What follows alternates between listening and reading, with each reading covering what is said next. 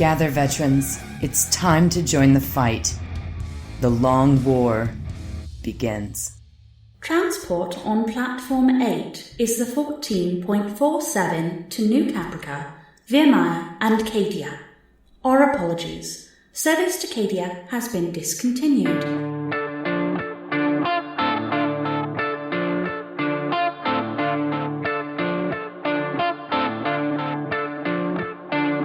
This is The Long War.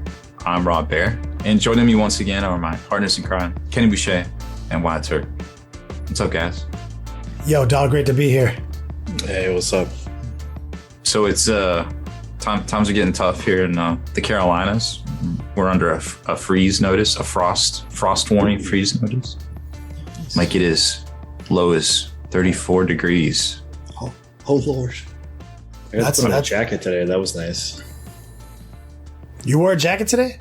Yeah. It's everywhere, I guess. I look forward to it every year because I get to have more pockets. Like I get to have a jacket. I get to get my wallet in one and my phone in another one. I get to have my keys in my pocket instead of worrying about them falling out of my pants pocket. Or I like jackets. I just hate that it's fucking hot all the time.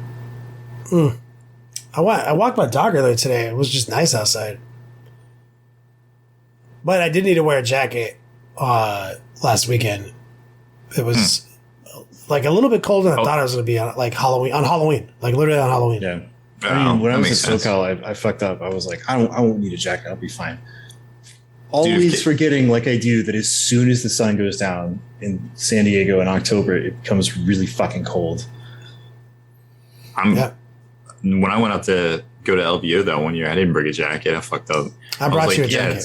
It's basically, but I didn't pack one. I knew you wouldn't pack one, and I brought you a jacket to the. I don't know what I was thinking. It's the cardinal mistake. Oh, the desert's really hot. Yeah, the desert. Yeah, at night the desert is very cold.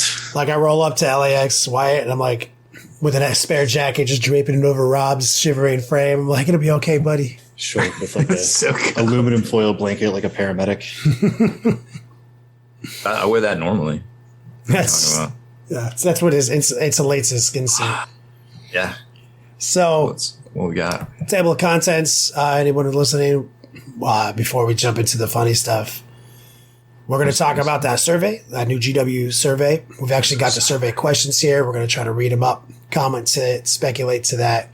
So that's going to be our big meat and potatoes section after our normal Memorial News Desk with Rob Baer.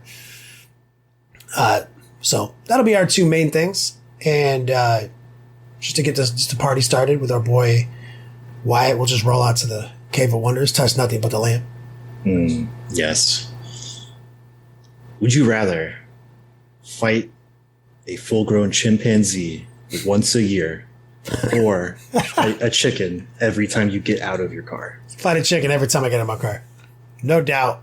Because the first time you fight the full-grown chimpanzee, you're dead. Have you seen those things? Yeah, they're kind of scary. I mean, I think I read once that a full-grown chimpanzee can lift 1,000 pounds. They're strong. They're deceptively strong. They said that if you melted down lead or the heaviest, most dense metal into a baseball and it weighed 300 pounds, they could throw it. Like, that's how strong they are. That's how overly dense their muscles are. And then I did also read this at the Metro Zoo in Miami, that the chimpanzee exhibit, like, there's always a moat around them, right? And so you're up on a ledge and there's a moat. And I remember, like, why is there always a moat around these things? They're like, they can't swim. I'm like, that's ridiculous. Why not? They're like, their muscles are literally so dense, they literally can generate no buoyancy. That's how fucking viciously strong they are. And I'm like, oh, never get in a fight with I literally, as a child at 12 years old, made a statement to myself, never fight a chimpanzee. Just don't do it. Aren't those the things that, like, they always go rogue? When they go rogue on their owners, they just, like, straight murder them. Baby chimpanzees, adorable. Everyone loves a baby chimpanzee, right? You ain't seen no one fucking teaching sign language to some grown ass chimpanzee. It's always a gorilla. Like, you know what I'm saying? Like, I'm always like, chimpanzees are so smart. How come we don't teach them sign language? He will literally kill you. Probably there's some movies about them taking over the world. Yeah. Yeah. I don't know. Yeah. And is it a fist fight or do they get a gun? There are extra rules. I'm glad you asked. You fight the chimpanzee on a set date and time if you're choosing. My choosing. Location is my choosing as well? Set date and time. No location. Who chooses the location? You are also allowed one sword on the condition the chimpanzee is allowed a sword of its choice. Oh, God. The chimpanzee gets a weapon? Who chooses the location? Is it like he knows the date and time and he can sneak attack me, or like is it mutually? No, it's like the genie does it. It's like the cell games. So like I'm just sitting at my desk typing. I'm like, oh, 5:30's, fucking November 4th. There we go. It's happening. Get my sword ready to go, and I just teleport it to the fighting arena. Mm-hmm. Mm. Now, does he get the exact sword I pick, or does he get his own sword? No, he gets the sword of his choosing. What about the chicken? Chicken just attacks you every time you get in your car. Yeah, you have to fight it solo. It can happen 100 times a day. Yeah. Oh, every time you get in your car? Out of your car. This is it, and like what kind of chicken? A rooster? Well, I'm glad you asked. Yes, it is a full-grown rooster. It is not. Of course, it is. It is not a. It's not a caged hen that is atrophied. It is a fighting rooster. Those can be mean. Yeah, that's why they're called fighting roosters. So every time I get out of the car, which is honestly not that much, and are there rules of engagement, or is it just a fucking no holds barred chicken fight? It appears and it wants to fight you. And like if I reach in for if I have just like car keys and I'm just smash it in the face with car keys, that's allowed? Nope. Anything goes? No, you have to use your body. I have to only use my physical body. Mm-hmm. Am I allowed to wear like long sleeves? Yeah. Like, oh, fuck a chicken. I'll beat that chicken's ass. I'm taking chicken. Guaranteed. That's my life now. My life is just when I get out of cars, magic roosters attack me and I have to beat them to death every time. Magic So at the very rooster. least, if I end up in the Stand scenario, Stephen King Stand scenario, all I got to do is get in a car, wait a second, open the door, dinner. Smart. You feel like the genie would allow that? He would. Wow. You're going to tell me the genie won't allow for the Stand exception? He's going to let Randall Flagg and Mother Abigail be the only magic people?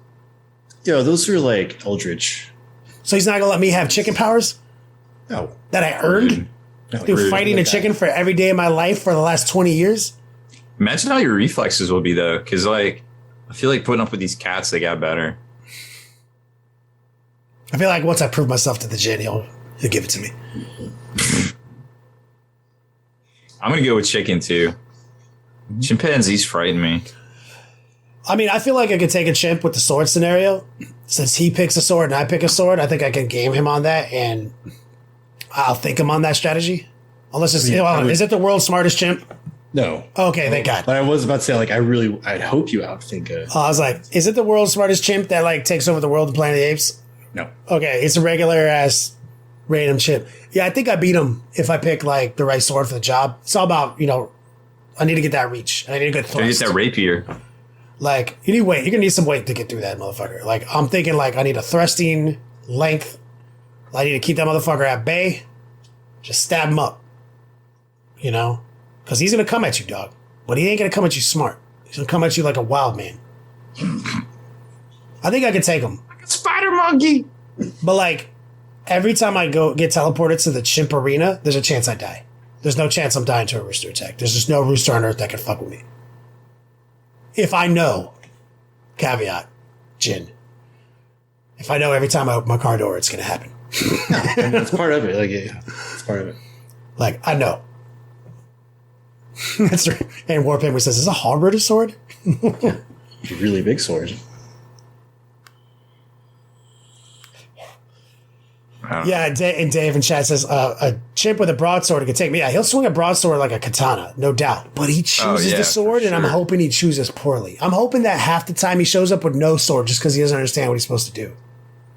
Like, What if he just shows up with like a fucking batleth? He's like ready to. and he's just like proficient with it. And I'm like, Jen, really? You picked the one chip that A Klingon mythical weapon. this is why I should have picked Rooster Attack. I don't know why we're still debating this. Rooster Attack all day. Good Yeah. one. This is a good one. Thank you, Wyatt. Call it by its proper name. You know what I'm saying. That was a good one. I couldn't game the system with my olfactory deficiencies or my. As soon as I saw it, I was like, this will be funny. I can get Rob with this one. Yeah. Suck it. I mean, there's so many good like food ones that I know. can't do because you're just like, Sorry. well, I'm. God. At least you know I'm not making it up. I put You're like that, a psychic blank for all my would you rather. And I do think that Rob chose correctly as well, because there's just no way Rob's withstanding a chimpanzee berserk attack. I would like crush my. At least like rooster, I have a chance. But what has more like muscle density, like a crocodile or a chimpanzee? Probably a crocodile. Well, crocodiles can literally swim, so it's hard. It's definitely hard to get through a crocodile with a sword compared to a chimp. But Yeah. chimps move like people too. That's the problem. Is they're wily as fuck, and the way they're maneuverable, and they're going to out dexterity. And they can go up. They can attack you from all quarters. And they're also super smart, but also they're going to have animalistic rage, right? Like, because like animals don't register pain. Like you know, like if I like punch you really hard in the face, you might be like dissuade from continuing the conflict. You might be like, ooh, and like try punching a dog who's fighting, who's ready to go in the face, who's like snarling and ready to go. Like he will just start biting the fuck out of your hand and shit, dude. He don't give a fuck at that point. You know, That's like so true. the chimpanzee is going to be kind of like that. So if you can't get that, if you can't get him with a little bit of precision, like he's going to get you. He's going to tear you up.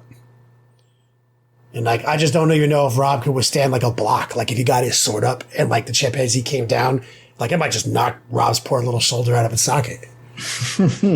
His skin suit would tear for sure. Ooh, then you'd reveal your lizards. Yeah, that's what I'm saying. Like, is Rob like a dragonborn? Oh, I see your point. Dude, it's tough. You don't want to vent that plasma early. Can't let that out. Yeah, keep the windows closed. You fill it on a long rest, so it's fair. Oh my God. And Jim Boloid in chat brought up the biggest point I didn't even consider. I know I choose correct. He's like, once a year though, Kenny, you only got a few wins left in you. Didn't even think of that. Yeah. Like I'm 38. I'll fight him when I'm 39, 40, I feel you, because 41. at least you know, like at a certain point, you're like, you know, I'm gonna fight this chicken, but then there's like a certainty, there's like a reassurance because now you know how you're gonna die. Yeah. It's like one day you're not gonna be able to. Yeah, but it's gonna be like I'm 80 years old when that happens. Yeah. Chimpanzee's gonna kill me like in my mid 40s. Like, Yeah. you know what I mean? Like, easy. Don't want. And once I get to be like around, once I feel like the first time the chicken hurts me super bad, and I gotta go to the ER, let's say I'm like 60. I'm like, okay, I just don't drive anymore. Like, I'm gonna mitigate as like I'm gonna Uber to this place knowing I have to fight a chicken when I get there. Sure, I'm gonna mitigate as many of those as possible though. You know what I mean? And so, but I have to like curate my lifestyle of convenience based around the chicken inconvenience factor to mitigate these fights. And then I do know I'm going to go out by chicken. So I'm in control of my own destiny. When I'm like 92 years old and I'm ready to check out, I'm going to walk into the fucking car. I'm going to get in my car and my family's going to be like, what are you doing? Like, it's okay. No. It's okay, sweetie. Close the door, smile, open the door, and just drive away. Like, and they're like, no. Anyway, Rob. That was a good point to stop. That's how we lose Kenny. All right, well, we're back. We got new GW pre-orders this week. That big old red harvest box for a Warcry is going for $210. So it's a little bit more. We've seen some price increases, probably due to component issues, etc. As of late with some of these box games. I like the terrain personally in that Warcry box. It's like a ore refining kind of mining operation sort of thing. I think the terrain looks pretty dope in it. I'm not really invested in any of the figure personally, but I could see where some people are definitely going to pick this box up, even though it's $210. I'm personally down to check out some of the terrain. And they're also bringing out the Red Gaba and Bouncer. That's the holiday figure, I guess, a little early this year, but he's $35. He looks pretty cool. Not just the Red Gaba by himself. And then also they revealed that the new GW coin this month is the Red Gaba himself as well. And you can also go to the stores, I think starting on the 4th, which is today, and get free squig miniatures that you can paint up there. Or maybe it was the 7th. I think it's the 7th. It's the Saturday. Yeah. Don't go there today. Today is not today. They also have a Crusade Mission Pack book coming out called Catastrophe. Aptly named, I suppose, for $40. And Octarius Book 2, Critical Mass, which looks to have rules for orcs and also some Rogue Trader rules for what we assume are the miniatures that came in Kill Team Rogue Trader back in 2018 as well. They may just be a rubber stamp, like straight up the same rules that were basically out there with a couple of changes like we saw with Inquisition in the last Octarius book. Kind of a missed opportunity, I feel, a little bit, but nonetheless, it's always good to have updated rules, I suppose, in the current edition. They have some books coming out too, and it looks like Blood Bowl's finally getting their Corn Team for $40 US. The Corn Team dice, the new Spike Journal, Corn Pitch in Dugouts, and their team pack as well. And for Necromunda, Cawdor is getting their weapons and upgrade box set for $25.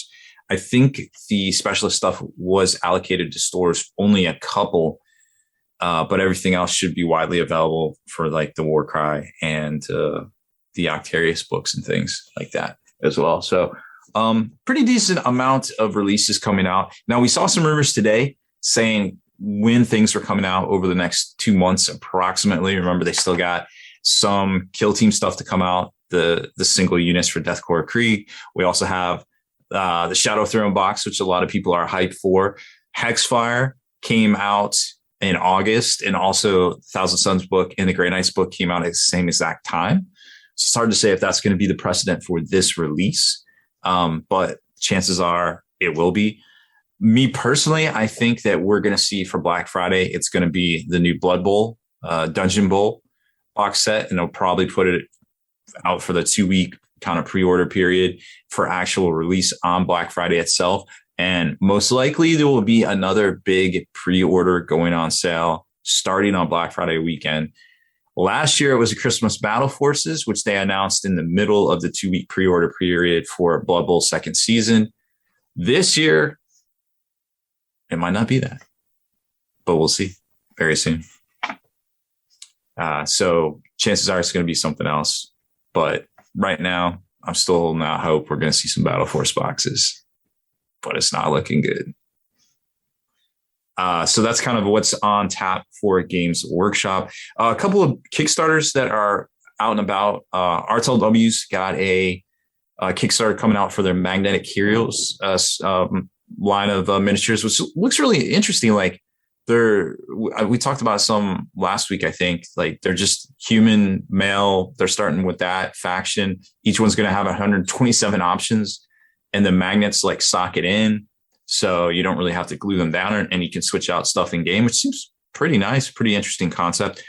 Battlefield FX, you probably don't recognize the name, but you've seen all sorts of like tile conversions out there with like, random shielding and stuff like that. Those are a lot of the 3D designers that actually sell the STLs and produce the stuff. Like they have Custody smoke to put on the jump packs. They have a lot of flying stand replacements, a lot of explosions. Well, they're actually getting into making space versions of stuff for like Star Wars Legions and some of the Clone Wars stuff and things like that, which and lightsaber effects and all sorts of cool things out there.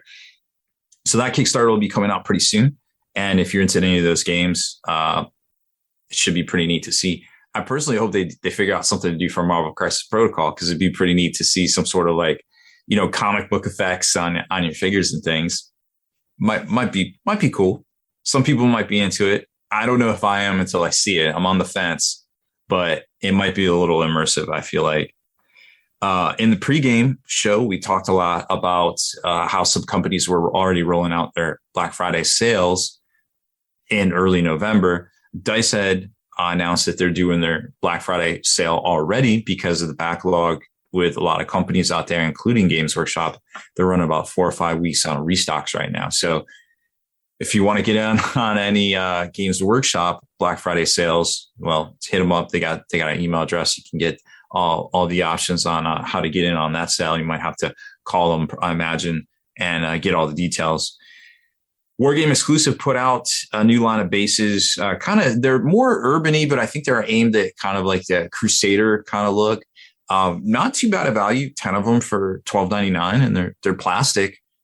They look pretty detailed. I haven't got any in my hands yet. I suspect I have a box across the room with some in it, but unfortunately, we're at a little bit of a backlog in shipping and receiving ourselves here, unfortunately. But hopefully, we can get to that pretty soon. Shadow. Speaking of new releases, Shadow War. We did the value breakdown on it. It looks like it's going to be between like $100 and $110. But as we talked about in the pregame, a lot of folks might just be in for one of the new miniatures out of there and maybe not like the whole box, which is fine. If you're tracking, Hexfire, the miniatures that came in there that haven't been released yet are going for about $50 on the secondary market. So I would imagine that you'll probably have to spend at least that to get the new Custody Blade Captain or the Reductus Saboteur for the Gene Stealer cult, if you're looking to pick up either of those miniatures when they come out. And I have some other note to talk about, but I can't read it. Once again, I can't read my own handwriting. I think Wyatt wanted to mention that the Long War Doubles is almost to 100 teams. So it would be really cool if you're thinking about coming out to the LVO in February. What is it? 28th, 30th? Ooh, that is January. End of January. I want to say end of January, 28th to 30th. I'm double checking. That sounds I'm fact checking the news. Reasonably accurate. I find that if I just shoot from the hip, about 80% of the time I'm right. Go with your instincts. Yeah. I can get behind that. January 28th through the 30th. Man, job. There it is. Mostly ish right. Yeah, we got a handful of tickets left on our, because we sold out, then we released more tickets, and those are almost sold out. So if you want a chance to play in the Long War Doubles, make sure to snap up your tickets now because they're going, and it's gonna be wild. Like when I saw a kicker at SoCal Open who was talking about just the numbers of people that were going to be at these events, like they moved 1,200 tickets for 40k champs. That seems like more than last year. Yeah, I think like they're going to set some records. Like it's going to be the biggest 40k event ever. They've done that. It's funny. It's a joke at this point. Every LVO has been that record. Yeah, I think they're going to have over 500 people just in the Sigmar. And then they're adding in some other events they didn't have last time with Crisis Protocol and Star Wars Legion. Oh, I didn't realize they added Crisis Protocol. Which is also going to be largest events of those events ever, probably. LVO has been defining the market for a long time with this. I'm super excited about that. So sign definitely up, Long War Doubles. Get us over 100. It's pretty cool to have a 200-man doubles event. Right. And if you're wondering where, go to frontlinegaming.org and you can find the events page through there. And really, the reason we're telling you this is Wyatt wants the gift basket. They promised them a gift basket. It's going to have a pineapple. It's going to have a banana. Reese would teach me how to properly grow a mustache. He is the expert. His secrets. He's got the secret sauce. I need it. Maybe we'll get a bottle of Reese's mustache growing tonic in that gift basket. Yeah. But man, you got to have money though to be able to maintain that kind of facial hair though. Like that's not a poor man's. Oh wow. Okay. Yeah, I mean he's got like Ron Burgundy levels of like mustache. The products that you need to use, the trimming techniques, like these are not accessible to regular people. Wow, I had no idea. I don't have those problems. I have the opposite of those problems. Your skin suit follicle hair generators malfunctioning? Yes, it's on the fritz. Yeah. Hello, fellow humans. Hello, fellow humans. Is that the end of this the Memorial News Desk? I think we're going to talk about the survey. All right, so we'll kick it over Survey to Wyatt, says. and we're going to talk about this new exciting survey. We did cover it at length and in detail, with lots of girth, just for good measure, in the After Hours podcast, which is on our Patreon platform. You know, you don't want to miss any of the behind the scenes shit we do, but we're going to do our best to be concise and cover it again. We even have a list. Somebody who was kind enough from the chat, shout out to Proto Man. I would like to give yes, thank you for that. So we can actually read them. Yeah. And then we are going to discuss the importance of these elements and maybe some intriguing concepts here. But Wyatt being the second best reader on the platform, he's going to take the lead. I would say first. Or first. First best. I'm in a solid like 9th grade level. You know, pretty good. All right, so Games Workshop put out a brand new survey over on Warcom with the header of the Warhammer 40,000 Gamers Survey. Share your opinions and help shape the future of the game. Pretty cool. So let's check out these questions. So when was the last time you played Warhammer 40k? Well, for me, it was Monday. So something like the answers are as you would expect from a survey like this. So, you know, like less than a week ago, yesterday, today even was one of the answers. Oh, wow. How long have you been a Warhammer 40k player? I like that wording too. But it didn't say like a fan. Player. They were like player. And it was number of years in bands. So I selected 15 to 20. There's a number of those there. Did you attend Warhammer 40k gaming events or tournaments? Pretty good one. Which of the following ways to play do you play in the current edition of Warhammer 40k? And these ranged from the GT book, competitive play in general, narrative, crusade, stuff like that. Do you commonly use points or power level? I think this is going to be unsurprisingly 100% points. Power level is dead. Games Workshop stopped pushing it on us. Nobody liked it in the first place. What do you enjoy about the Warhammer 40,000 game? Select top 3. There's a number of these types of questions. It gives you a big list of different descriptors ranging from positive to lukewarm to negative, and you get to pick between those. Please select which option best describes your response to the statement, I play to win. It says 2, he didn't put a bullet point. So please select which option best describes your response to the statement, I play to win. It was a strongly agree, neutral, yada, yada. And then where have you shopped in the past for Warhammer products? Tick all that apply. So it was official GW retail locations, the official GW web store, independent retailers, online retailers, etc. And then another one of these agree, disagree sort of things was, it's easy to get started with Warhammer 40k. What would you say to that? That was an agree, disagree, strongly. Yes. Yeah, there's a handful of these. I like the level of complexity in Warhammer 40k. Another one of those. The rules of Warhammer 40k are easy to learn. Agree, disagree. I wouldn't want to change anything about the current game. Same thing. And then they had another select your top 3 descriptors. How would you describe the 40k rules? What is your experience of making a battle-forged army? Select the top 3. What do you mean? But what were those? It was the same type of descriptors, like fun, hard, intuitive, thematic. Like it was 15 or so, if I remember right. all sorts. Like it ranged from positive, like intuitive, it was fun, it was good, I like it, to sort of like lukewarm ones, to I didn't like it, it's too complicated, stuff like that. What types of mission do you use in your match play games? Again, it was kind of asking GT book, that type of thing. If playing at match play, what is the typical size of your army? Asked you in points from 100 to 3,500, somewhere in there. They're going to find it interesting. Probably going to be a lot of 2,000. A lot of 2,000 points. Mm-hmm. Yeah.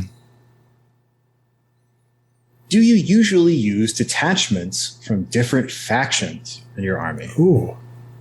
So I'm sure there's a lot of mono-faction Care Bears out there that selected no on that one. I mean, that's the game now, though. I would have to select no, too. I also said no because you're rewarded for Incentivizes. Yeah, 100%. Care Bears already won. I really like the Combined Arms Warfare. I'm sad it's gone. What is your view of the GT Mission Pack? Select top 3 descriptors. What is your experience in stratagems? Select top 3 descriptors. How important is fairness? Wait, did I ask you what your favorite stratagems were? No, it says, what is your experience of stratagems? Oh, I was like, what? Select it was the same thing. Like they were fun, they were thematic. I don't like them too complicated. That descriptors. And then after that, it said, how important is fairness when playing the game to you? And it ranged from very important to, important, not as important, average, yeah, that kind of thing. So they're asking a balance question. There's another agree, disagree. Rules errata updates are good for the game. Yeah. You would think. Another agree, disagree. Updates to point values are good for the game. And then how often would you like rules errata and points updates to balance the game? And this ranged from weekly, bi-weekly, monthly, those periods of time. You could select which one you thought best. For example, I selected monthly. I think that would be great. Wow. Well, they've already proven that they could do that for the first 3 months of this year. So I don't know why they can't do it all the time. True. And then there was a written in section. You could type in whatever you wanted. Is there anything else you would like to tell us about your thoughts on the Warhammer 40k game? And that comment section is really important. And earlier in the after hours segment, we read some from the community, from our viewers, some really good insight, some really good juicy nuggets. Like you got a lot of Love Digital codexes to comebacks to I'm tired of being forced to buy a box of shit I don't care about for the one thing I do care about and everything in between. So that is your chance to speak from the heart in a general way that would indicate to them what would help you continue making informed purchasing decisions and find value in their products. But interesting thing about this document is nowhere in there, except for the one question where they're like, where do you buy your shit? They didn't even talk about that kind of stuff. This was all to suss out how competitively mindseted or organized play oriented the larger community as a whole is. Well, I think it definitely has a lot to do with that. And we just mentioned how LVO's going to have 1,200 people playing 40K. I would venture to say that they're going to discover it's pretty organized play oriented beyond what their old busted. Remember, our joke for the whole time has been they have an old busted spreadsheet in GWHQ, their old flowchart that hasn't been updated since the late 90s that says all the pins with yarn trying to find Pepe Sylvia.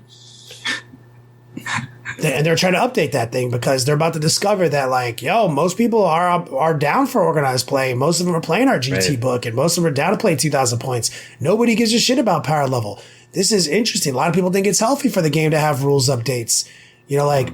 Maybe like James Workshop is the guy who thought of power level and he just won't let it go because he's the company.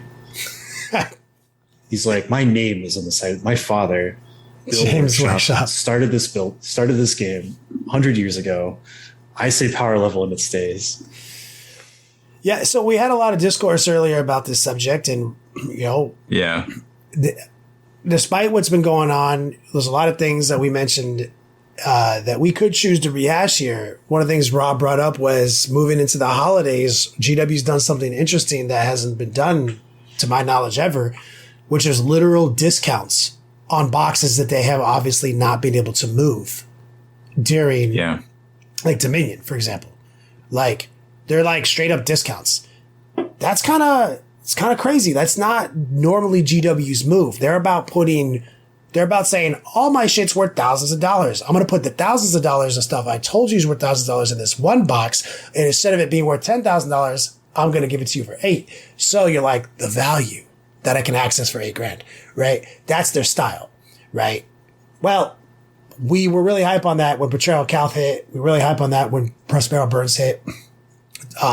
Death Mask, all these killer box sets that came out. Well, we're not as hype on it anymore, and we're not as willing to give you our disposable income for shit we don't care about. Which is why the eBay market is so lucrative, and why you probably have a bunch of Dominion boxes that you need to sell. Now, the interesting is like, this is not the first time this has happened that like a box didn't sell as good as it should have. But is this like one of the first times that they're like, we need to sell these bitches 15% off? So that kind of, you can like look at this survey and look at that math and be like, okay, they're taking a new approach. These questions aren't normal from them. I'm pretty impressed by it. How about you guys? I think this is the worst thing the Games Workshop's done in a long time, because it's going to be used in a lot of different ways, most of which are beneficial for us as hobbyists.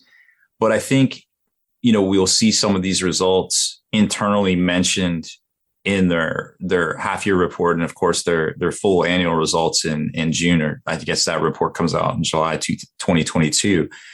But I think that we'll never really see, and I would like to see the results from this poll, kind of the overall results, not everything. I mean, they're not going to show everything, but I think that would be a step in the right direction, just for transparency. And I've always been a proponent of transparency from Games Workshop, because I feel like they're not transparent with any of us. And yeah, I feel like, well, that's a whole rabbit hole, but the problem is, I think that a lot of hobbyists are really going to take this survey, and I encourage everybody to take the survey and fill it out very honestly. The questions aren't that bad. I mean, some on the back end are more financial and on the marketing side, but I think on the front end, they're generally concerned.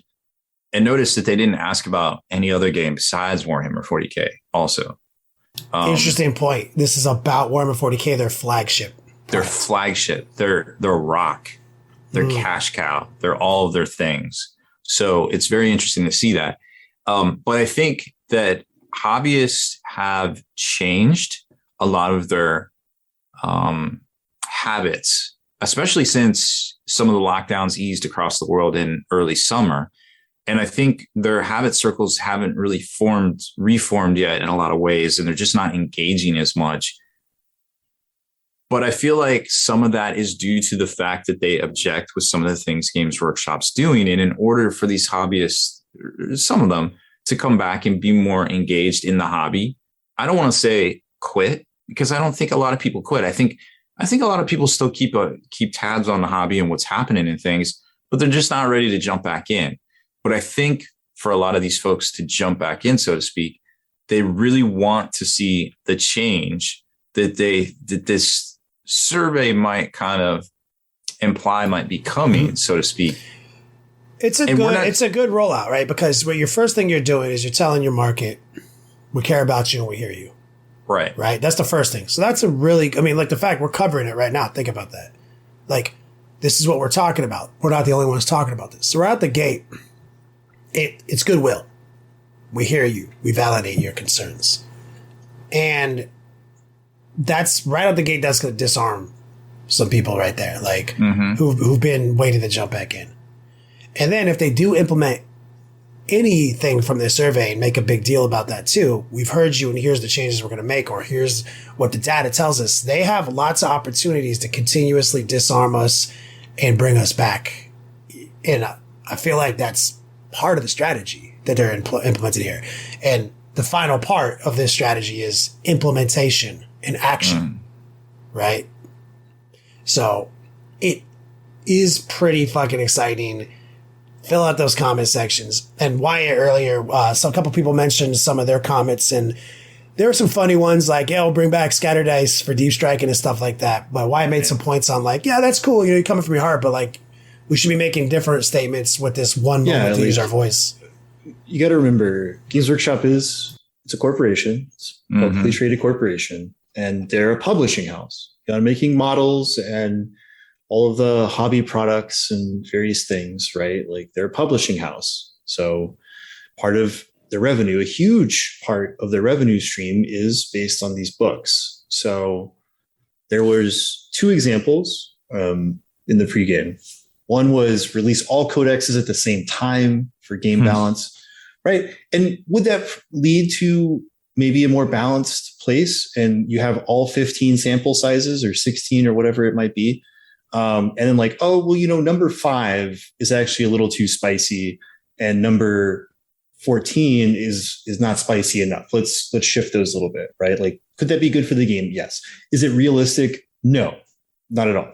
So asking something like that is one of those things where as a corporate entity, they will look at that and be like, we're not even going to consider this idea because it's unrealistic to our business model. The other suggestion was release 3 codexes at a time and make the spread across all the factions, like 1 Xenos, 1 Chaos, and 1 Imperium. So that way we get more codexes faster, and the codexes that do come out are not front loaded to one half to like half a year Marines and no Xenos and yes. That's a good idea. That's something that's a solid example of like the good version of that. You know, if they can release, 2 codexes in 1 month, they could probably do 3, right? And if a lot of people are like, hey, we like this, great, but why is it Space Marines, Dark Angels, and Blood Angels this month, right? Like maybe it should be Space Marines, Chaos Space Marines, and Eldar. Right? That would probably get more people, right? So just think about that and be realistic. Because, and make sure to correlate these to your answers too. Like if you're the kind of person who said, like I play a lot, I love tournaments. Like, how do you feel about the fairness? How does that matter to you? And you're like, I don't give a fuck about if codexes are fair. I like this shit to be Russian roulette and like you could hard nose as fuck. So think about in context of like what makes you want to get off the couch to play 40K for your suggestions. And so for someone like me, it would be a convenience factor, right?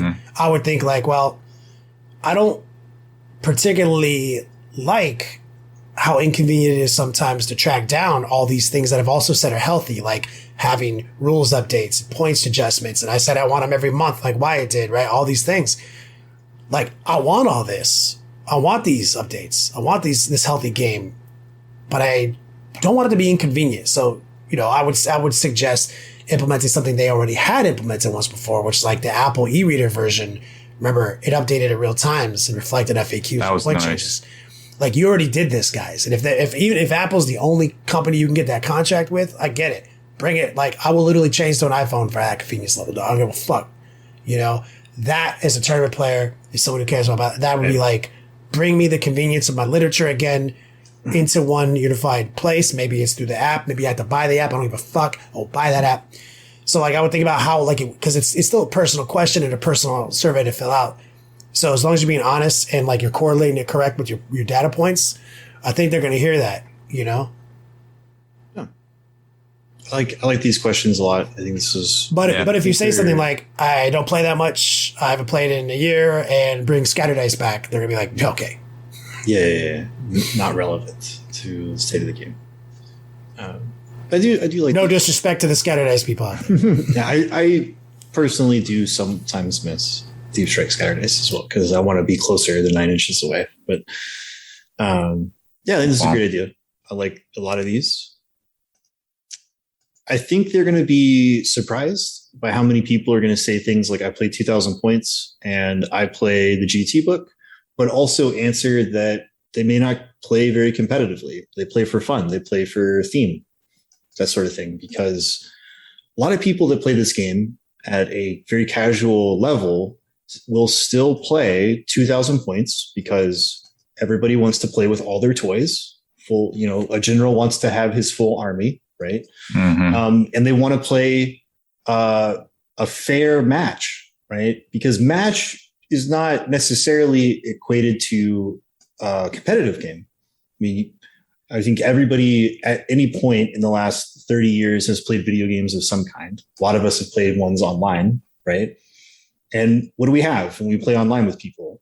A matchmaker, right? And we have the regular matchmaker, and then you might have like ranked matchmaker. Yeah, right? ranked. That's the distinction. They're both matches, but one of them is ranked where the results matter, and the other one is not ranked where the results don't matter. But they're both a match, right? And people like that because it's a fair way to play the game. Yeah, that's important. I mean, we went hard on this subject, man. So again, Very hard. Check it out on Patreon for the after hours, the longword.net for that after hours. We go off for another hour talking with the community, reading a bunch of people's answers and questions and feedbacks. And luckily, Protoman sent us the survey that Wyatt just read for you so that we can actually put it out there for you guys to know. Like, it's kind of crazy, man. Like, I can't remember being asked this set of questions from GW. And I've been playing this game since like the late 90s. Rob has been playing this game since like 1972. Factual. Yeah, there's been a lot of firsts this week and some last week from Games Workshop. And I think it's all very important that we try to interact back with them and try to be as honest as possible. Yeah, you got to put it out there. You got to you got to take that opportunity, guys. And that's why we're urging you. Like, fill this survey out, man.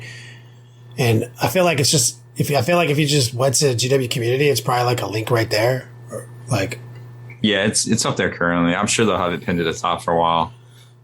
Like, I'm excited, man. I'm excited.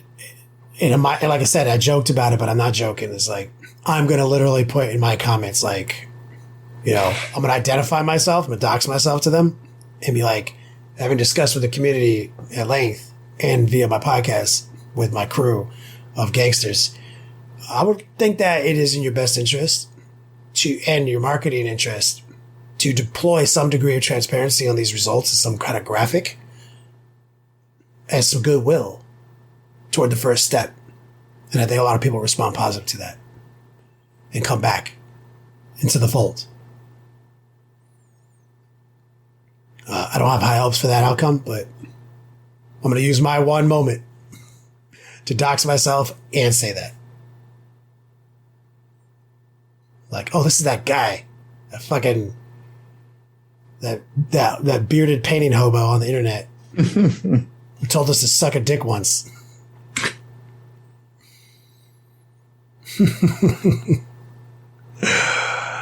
Yeah, and I think it's interesting they put the stratagems in there. Someone in chat, Spec Ops, just mentioned I'd like to see him slim down the number of stratagems. I wasn't expecting a stratagem question to be in there, like a straight game mechanic question. I have on multiple occasions heard people, yeah, me too, be sort of like disliking of the stratagems. Yeah, it's a bar of entry for people. Yeah, some people. It was 8th edition though. Like in 9th edition with the 9th edition books, I haven't heard anybody talk about like busted stratagems or stratagems being like too complicated. Because with these newer books, they sort of like, the cream rises to the top. There's not as many useless stratagems as there used to be. Whereas like we were looking at the Chaos Codex earlier today and you're just like, oof, like literally all but one of these stratagems. Garbage. This one's kind of OP. This one's garbage. Sorry, I have one good stratagem. Got it. Yeah. Oof. So no, I like the mechanic of stratagems in this game a lot. It's one of the defining factors of 8th and 9th edition that I've really like about the game, the changes they made to the game compared to 4th, 5th, 6th, and 7th. So I'd like them to stick around, but I would also like Games Workshop to realize what a useful stratagem is and what a not useful stratagem is. Yeah. You could slim it down to just some good ones. But yeah, it's interesting because as soon as you read it, I was like, oh, you know what? I have heard that complaint. I've heard a lot of people say, like, I just want to play regular 40k, no stratagems. I've heard a lot of people say that. I would also be open to the idea of everybody having the same ones, with maybe 2 or 3 thematic ones for that army. I think everybody should have a fight twice. I think everybody should have a. We said that be able to do an action dropped. and still do stuff. You know, like that is in the fairness side. I bet a lot of people are going to say, well, I want the game to be more fair. And if a lot of people say slim down the stratagems, because go back to one of our very first comments at the beginning of 8th edition was like, fuck all this crazy shit you guys are doing with stratagems. Everyone gets a fight twice. Everyone gets a shoot twice. Everyone gets a +1 to wound. These are like the best ones. Everyone gets a transhuman, and all you do is word it to make sense for those people. Like that's simple. Like everyone should have access to a damage mitigator, a DPS multiplier in both the fight and shooting phase. Yeah, you can limit it by keywords. I mean, feel no pain. Maybe only certain units get that based on keyword. -1 to incoming AP. Maybe make that only for vehicles or some such. But yeah, I think everybody should have the same suite of stratagems with a handful of thematic ones for their faction that aren't game breaking or unfair. I think everybody would be happy with that. Because the resource management of the game is one of the coolest parts that they came up with. Oh, yeah. So I want us to manage resources together, right? And part of like how I manage my resources versus how you is going to lead to my victory or in some degree, some way, hopefully. But I don't want to feel like I'm playing a different game than you, right? That's always been, I don't have a problem with like your list being a hard counter to my list. I like that. I like that challenge. What I don't like is your list is a hard counter to my list because it's playing a different game than I am playing, right? And so I think GW might start to extrapolate that kind of data from this survey. I can see the stratagem and the fairness question being very primary in that. Mm-hmm. So, use your hearts. Be honest. Like, didn't you say they asked you how much money you made in the survey too, Rob? Oh, your household income. Mm-hmm. They asked, the last 3 questions was like gender. Oh yeah. What's your living situation? Like, do you still live with your parents? Do you live alone? Or do you live alone? Do you live with a spouse? Do you have kids? A generalized sort of thing. And then, what would you say your basic income level is for a year? It was in pounds. It was in pounds. Yeah.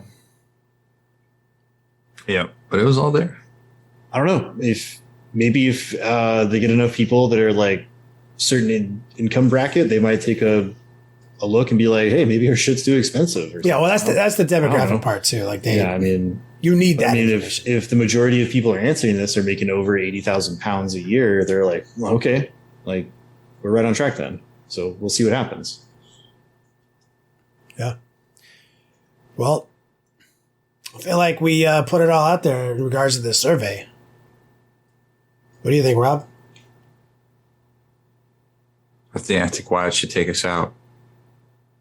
Kenny?